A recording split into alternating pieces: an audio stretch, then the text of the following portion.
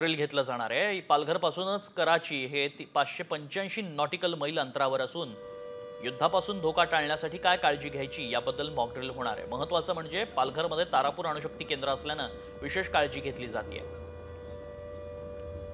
याच परिस्थितीचा आढावा घेतला आमचे प्रतिनिधी रुपेश पाटील यांनी।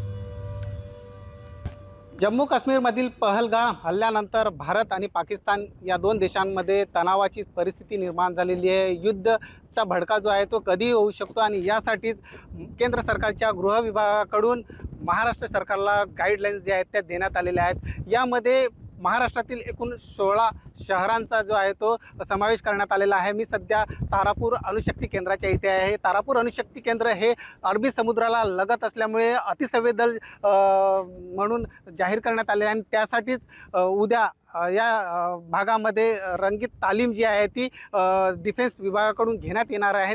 उद्या जे मॉकड्रिल आहे त्यामुळे जी पालघर जिल्हा प्रशासन जे आहे ते सज्ज झालेलं आहे आणि जास्तीत जास्त नागरिकांनी यामध्ये सहभाग होऊन हे प्रशिक्षणाचा भाग जो आहे तो प्रशिक्षण घेण्यात यावं असं एकंदरीत आव्हान जे आहे ते जिल्हा प्रशासनाकडून करण्यात आलं आहे। रुपेश पाटील, साम टीव्ही, पालघर।